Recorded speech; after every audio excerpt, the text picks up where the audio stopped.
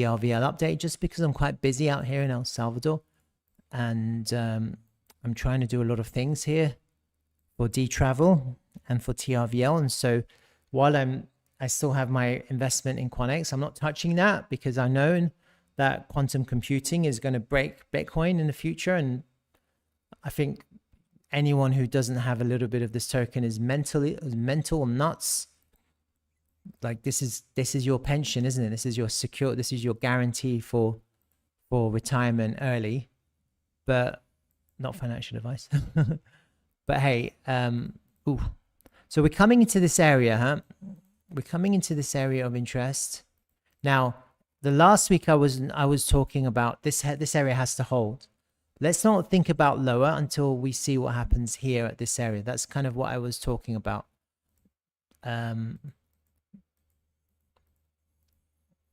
This is it, isn't it? Look, see that?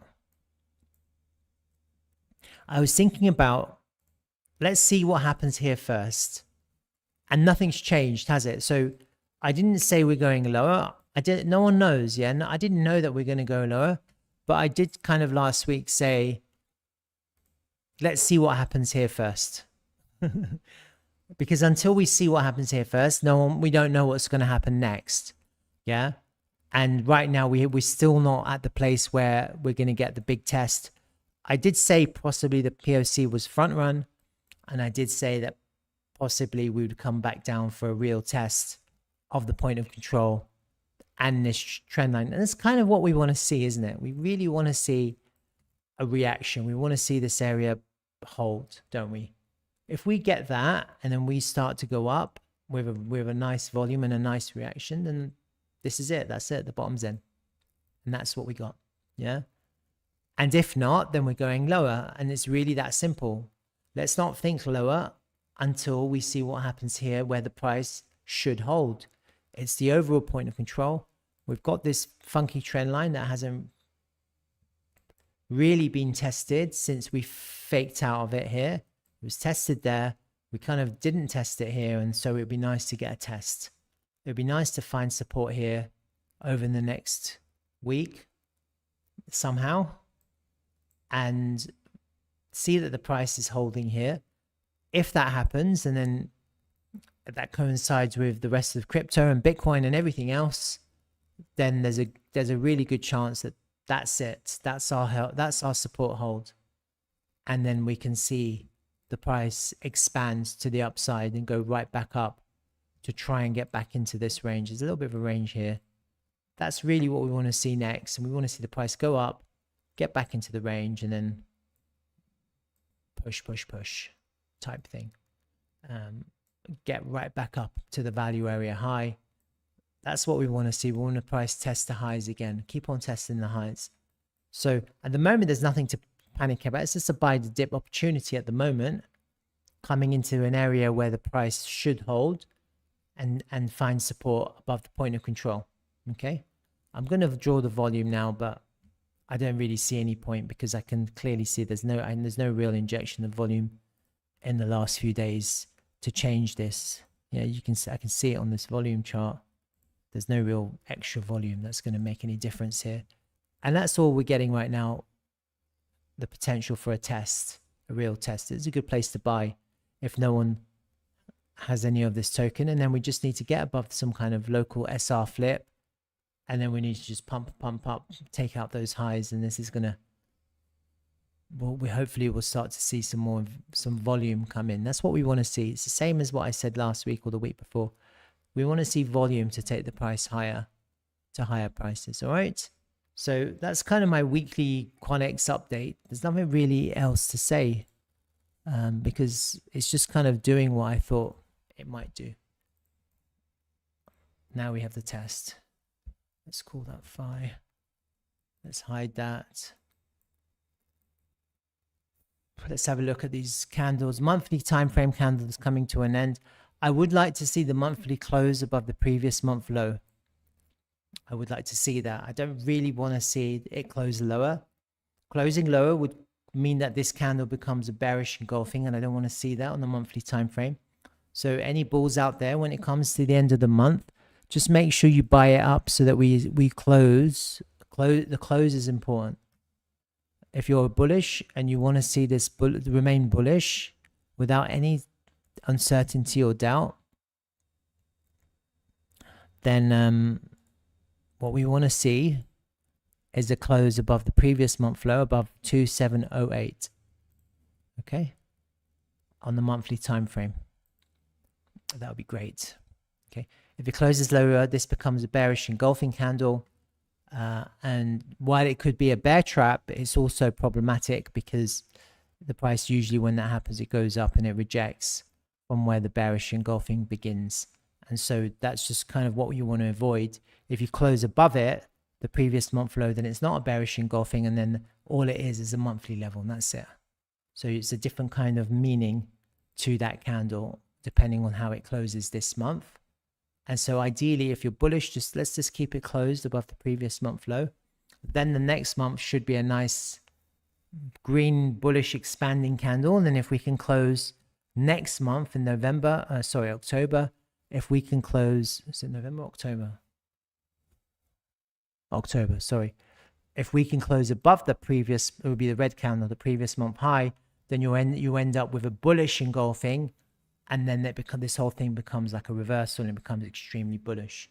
So I'm kind of just imagining the future in terms of the future candles and what would make this look really bullish. So it would be really bullish if we close above the previous month low. Then it'll be really bullish if we close the next month's high above this month's high, close next month's close above this month's high, and then you end up with an inside candle close with a bullish engulfing continuation. That would be really bullish, and then this whole thing starts to look mega bullish. Okay, so I'm just kind of imagining the future when I say shit like that, and again, we're just in this kind of tightening range, and we just have to hold here now. All right, that's QANX pretty much. Let me go as I do. I'm just going to have a look at the Quan platform.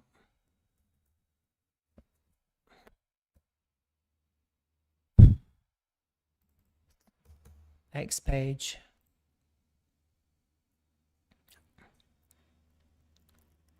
Quantum milestone week. What's this? Alice and Bobcat's qubits exceeded expectations with over 1 hour of bit flip resistance. This is 4 times their previous record and millions of times longer than standard qubits. Wow. This performance gives them confidence to meet their 2030 goal of building an early fault-tolerant quantum computer with 100 logical qubits. At the same time, Europe flipped the switch on VLQ, a 24 qubit star topology quantum computer in the Czech Republic. This system connects every qubit for maximum efficiency. This is all technical. I have no idea, but it looks amazing. The ecosystem is evolving from labs to real-world applications. HSBC and IBM showcase what they claim to be the world's first quantum-enabled algorithmic trading, while Cisco introduced software to connect quantum computers and enable new classical applications on top.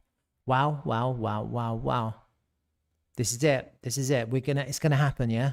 It's gonna happen.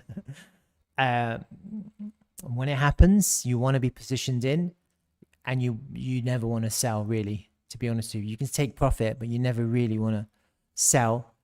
It's like people investing into Ethereum and at $1 and selling at $10 and never being able to buy back in.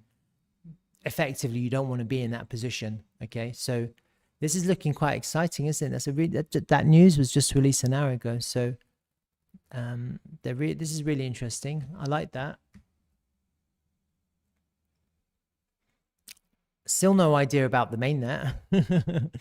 But yeah, look, Quan platform went to the Korea blockchain week or whatever it's called. So amazing. My 2 projects that I followed, Dtravel and Quan platform, they both went to the same event. How cool is that? So that's kind of my QANX update for Friday. My next update will be next Friday. I do like last 3-month candle, this red candle. I really do like it. This one here. It's a swing failure of the previous candle closing high. I really like it with a crazy buying tail. You see, we've put in just as much volume in the last 3 months. And this is a new 3-month candle. For me, this is looking really Nice, really bullish. So we're about to close this 3-month candle, and I really think this is looking quite bullish.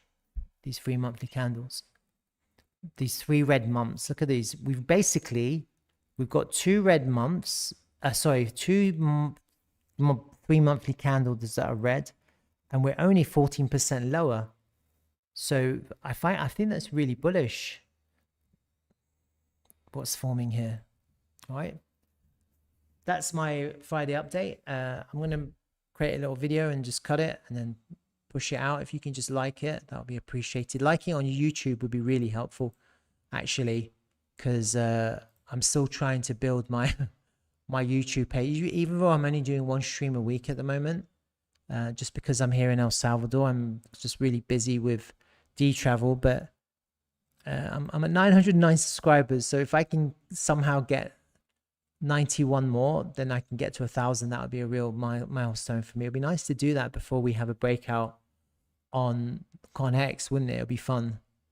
So if you haven't subscribed, I'd appreciate your support. All right, until next Friday, I hope you have a good weekend. Take care, guys. Bye.